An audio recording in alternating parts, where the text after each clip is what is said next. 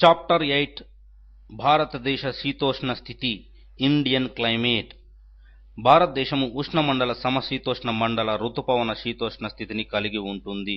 భారతదేశంలో ప్రధానంగా 4 ఋతువులు కలవు. అవి: 1 శీతాకాలము జనవరి ఫిబ్రవరి నెలల్లో వస్తుంది. 2 వేసవి కాలము మార్చ్ జూన్ నెలల్లో ఉంటుంది. 3 నైరుతి ఋతుపవన కాలము జూన్ సెప్టెంబర్. 4 ఈశాన్య ఋతుపవన కాలము అక్టోబర్ నుండి డిసెంబర్ వరకు ఉంటాయి. 1 చల్లని వాతావరణ ఋతువు లేదా శీతాకాలం. దేశంలో అత్యల్ప ఉష్ణోగ్రత నమోదయ్యే నెల జనవరి. రాష్ట్రంలో అత్యల్ప ఉష్ణోగ్రత నమోదయ్యే నెల డిసెంబర్. దేశంలో అత్యల్ప ఉష్ణోగ్రత నమోదైన ప్రాంతము జమ్మూ కాశ్మీర్లోని ద్రాస్ కార్గిల్ సెక్టార్. ఇక్కడ -45°C వరకు కూడా ఉష్ణోగ్రతలు పడిపోతాయి. రాష్ట్రంలో అతి తక్కువ ఉష్ణోగ్రత నమోదైన ప్రాంతము ఆదిలాబాద్ 5°C. ఇటీవల విశాఖ జిల్లా చింతపల్లి సమీపంలో తాజాగా అతి తక్కువ ఉష్ణోగ్రత నమోదైంది. అది 1 నుండి 2°C ఉంది.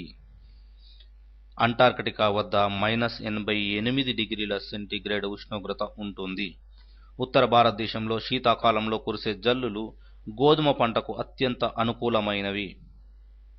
వెచ్చని వాతావరణ ఋతువు లేదా వేసవి కాలం. మన దేశంలో అత్యధిక ఉష్ణోగ్రతలు నమోదయ్యే మాసము మే. మన దేశంలో అత్యధిక ఉష్ణోగ్రతలు నమోదయ్యే ప్రాంతము రాజస్థాన్లోని బార్మర్. ఇక్కడ 56° వరకు ఉష్ణోగ్రత ఉంటుంది. మన రాష్ట్రంలో అత్యధిక ఉష్ణోగ్రత కలిగి ఉండే ప్రాంతము కరీంనగర్ జిల్లాలోని రామగుండం. ఇచ్చట 52°C వరకు ఉష్ణోగ్రత నమోదు అయింది. ప్రపంచంలో అత్యధిక ఉష్ణోగ్రత కలిగిన ప్రాంతము సహారాలోని లిబియాలోని అల్ అజీజియా. ఇక్కడ 1922వ సంవత్సరంలో 58°C ఉష్ణోగ్రత నమోదు అయింది. వేసవిలో ఉత్తర భారతదేశంలో వీచే వేడి గాలులను లూ అని అంటారు. దేశంలో సగటు వార్షిక గరిష్ట ఉష్ణోగ్రత నమోదయ్యే ప్రాంతము మహారాష్ట్రలోని నాగపూర్.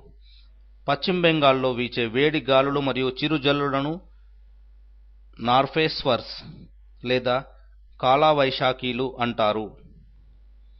దేశంలో వేసవి కాలపు సగటు ఉష్ణోగ్రత 30 నుండి 35°C ఉంటుంది. పంజాబ్లో వేసవిలో కురిసే జల్లులను ఆంథీలు అని అంటారు. దక్షిణ భారతదేశంలో వేసవిలో కురిసే జల్లులను మ్యాంగో షవర్స్ అని అంటారు. ఇవి మామిడి తోటలకు అత్యంత అనుకూలమైనవి. దక్షిణ భారతదేశంలో కర్ణాటక ప్రాంతంలో వేసవిలో కురిసే జల్లులను చెర్రీ బ్లాజమ్స్ అంటారు. దేశంలో శీతాకాలంలో సగటు ఉష్ణోగ్రత 16 నుండి 21°C ఉంటుంది.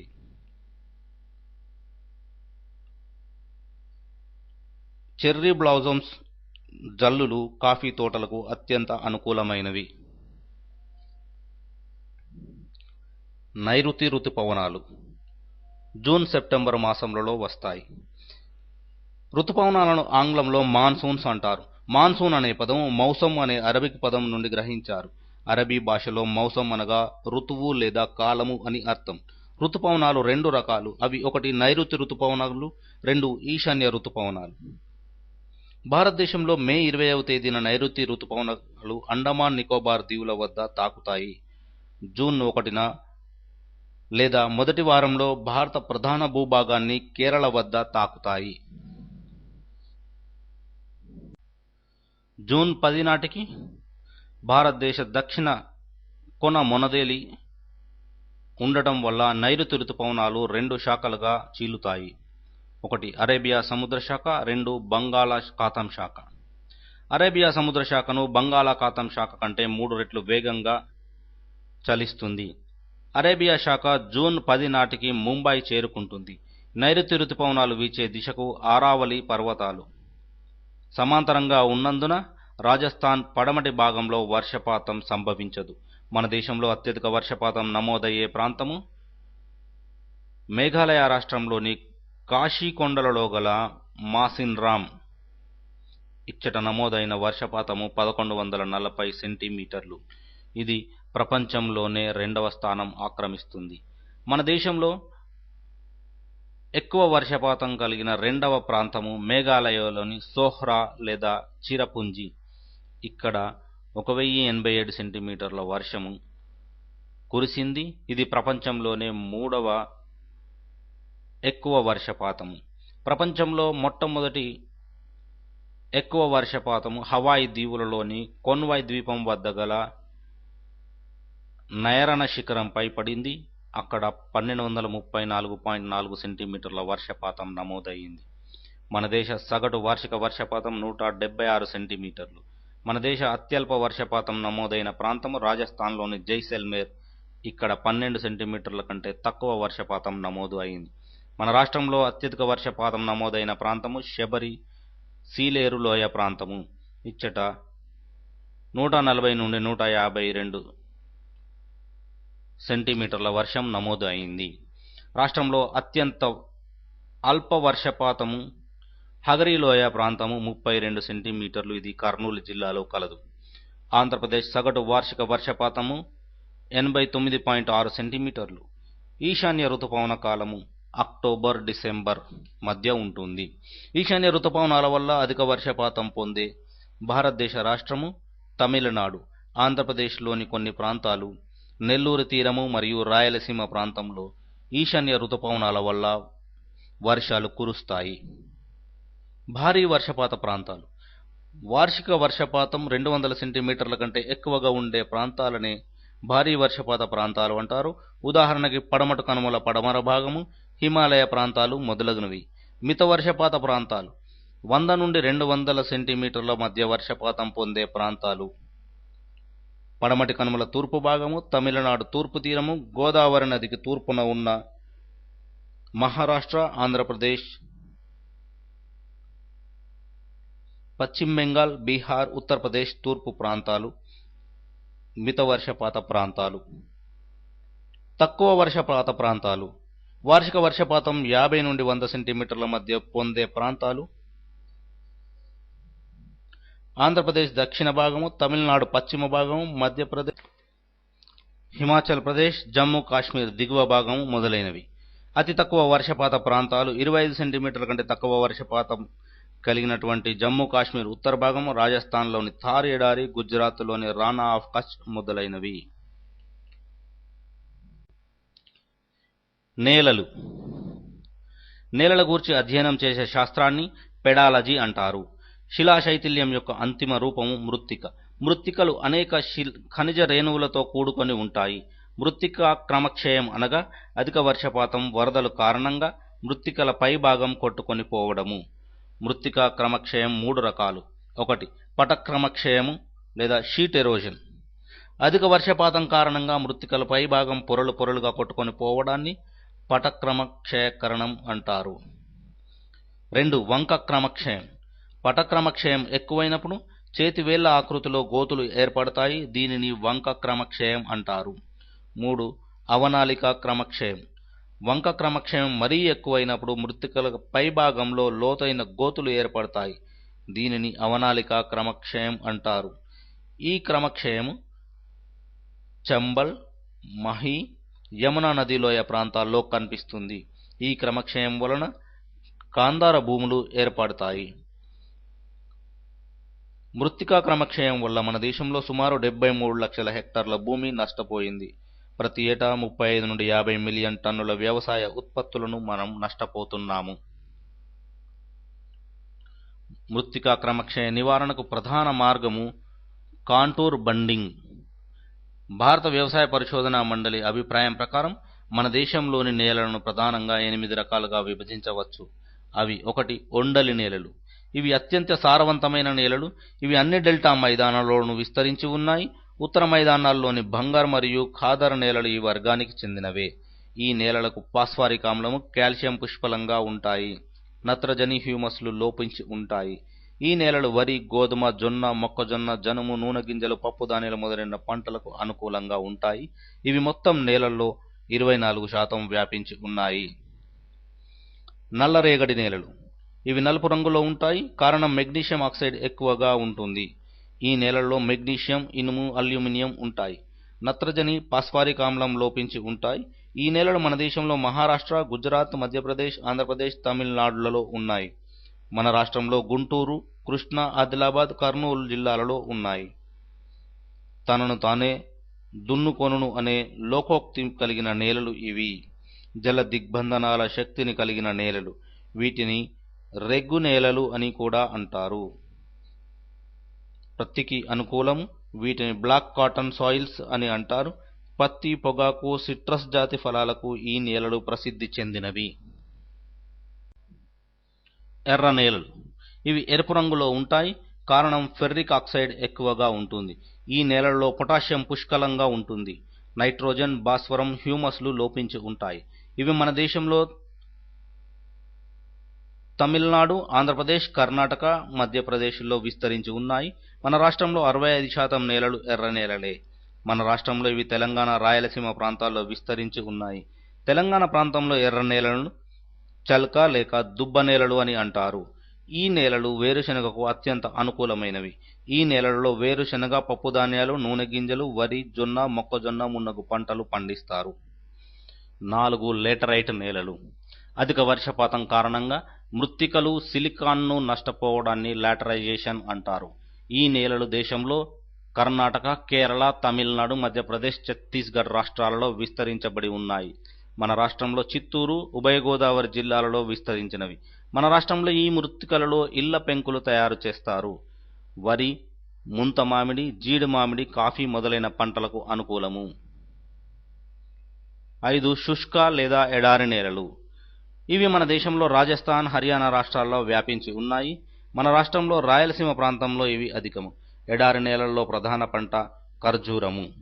నీటిపారుదల వసతులు కల్పిస్తే వరి, జొన్న, మొక్కజొన్న మొదలైన పంటలు ఈ నేలలలో పండించవచ్చు.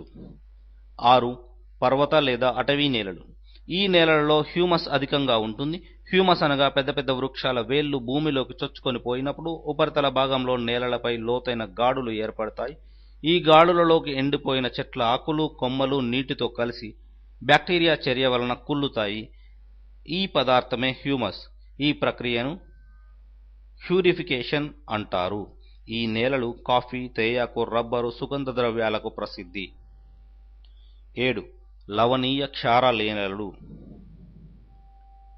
గుజరాత్లోని రాన్ ఆఫ్ కచ్, ఉత్తరప్రదేశ్, హర్యానాలలో విస్తరించి ఉన్నాయి. వీటిని ఊసర నేలలు అని అంటారు. ఉత్తరప్రదేశ్, హర్యానాలలో వీటిని రే లేదా కల్లార్ నేలలు అని అంటారు. 8 పీట్ లేదా జీవ సంబంధ నేలలు. ఇవి పూర్తిగా పరిణతి చెందని నేలలు, వ్యవసాయ యోగ్యం కాని నేలలు. కేరళలో అలెప్పి, ఎర్నాకులం ప్రాంతాల్లో, బీహార్, వెస్ట్ బెంగాల్, ఒరిస్సాల్లో అక్కడక్కడ విస్తరించి ఉన్నాయి. అడవులు, ఫారెస్ట్స్. అధిక వర్షపాతానికి, పర్యావరణ పరిరక్షణకు, మృత్తిక క్రమక్షయ నివారణకు అడవుల అభివృద్ధి అత్యంత అవసరము. మన దేశంలో స్వాతంత్రానికి పూర్వం 1894లో అటవీ విధానాన్ని రూపొందించారు. మన దేశంలో మొట్టమొదటి అటవీ విధాన తీర్మానం 1952లో చేశారు. ఈ తీర్మానం ప్రకారం దేశ విస్తీర్ణంలో 33.3% అడవులు ఉండాలి. ప్రస్తుతం మన దేశంలో 7,50,00,000 హెక్టార్ల భూమిలో అడవులు విస్తరించి ఉన్నాయి. దేశ విస్తీర్ణంలో ఇవి 20.5%. 1952 అటవీ విధాన తీర్మానం 1988 సంవత్సరంలో సవరించబడింది. ఇది నూతన అటవీ విధాన తీర్మానం కూడా అని పేర్కొనబడింది. దీని లక్ష్యాలు: అడవుల అభివృద్ధి, అటవీ సంరక్షణ, రాజస్థాన్ ప్రాంతంలో ఇసుక మేటల నివారణకు తగిన చర్యలు తీసుకోవడం, సామాజిక అడవుల పథకం, వ్యవసాయ అడవుల పథకానికి తగిన ప్రోత్సాహం ఇవ్వడం మొదలగునవి. మన దేశంలో అటవీ విస్తరణ ఎక్కువ గల రాష్ట్రాలు మధ్యప్రదేశ్, ఛత్తీస్గఢ్, అస్సాం, అరుణాచల్ ప్రదేశ్. అడవుల విస్తీర్ణం తక్కువ గల రాష్ట్రాలు హర్యానా, పంజాబ్. తన విస్తీర్ణంలో అడవులు ఎక్కువగా కలిగిన రాష్ట్రాలు: 1 మిజోరాం 67.5% కాగా 2 అరుణాచల్ ప్రదేశ్ 62.2%. అటవీ సాంద్రత తక్కువ కలిగిన రాష్ట్రాలు: హర్యానా 4.5%, పంజాబ్ 8.2%. అడవుల విస్తీర్ణము మరియు సాంద్రత ఎక్కువ గల కేంద్రపాలిత ప్రాంతము అండమాన్ 87.7%.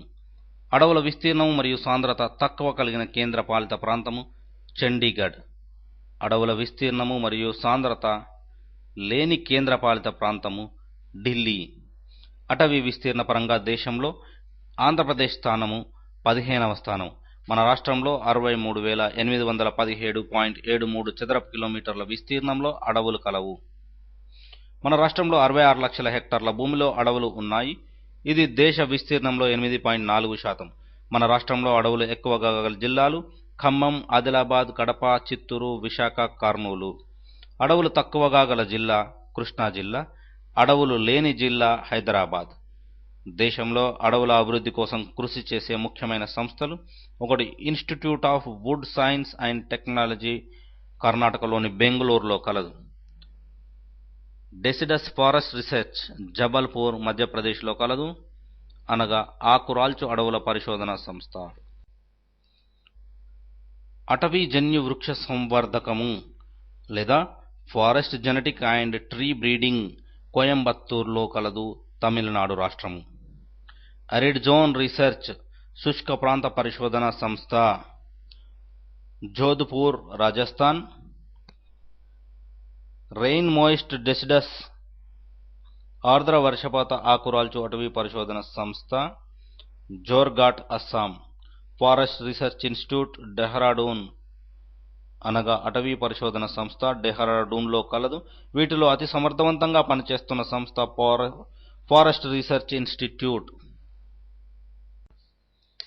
కొన్ని ముఖ్యమైన చట్టాలు: 1972 వన్యప్రాణి సంరక్షణ చట్టము, 1973 ప్రాజెక్టు టైగర్ లేదా పులుల పరిరక్షణ పథకము, 1980 అటవీ పరిరక్షణ చట్టము, 1981-82 సామాజిక అడవుల పథకము, వ్యవసాయిక అడవుల పథకము, 1985 జాతీయ వ్యర్థ భూములలో అడవుల అభివృద్ధి board NWDB, 1991-92 project elephant.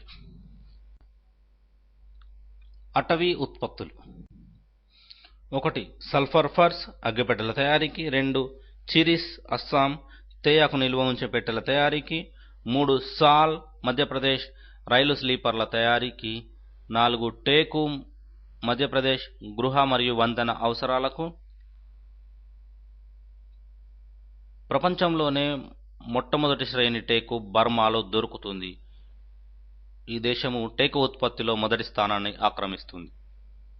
5 ఎర్రచందనము, Andhra Pradesh. ఇవి జంత్ర వాయిద్య పరికరాల తయారీకి ఉపయోగపడతాయి.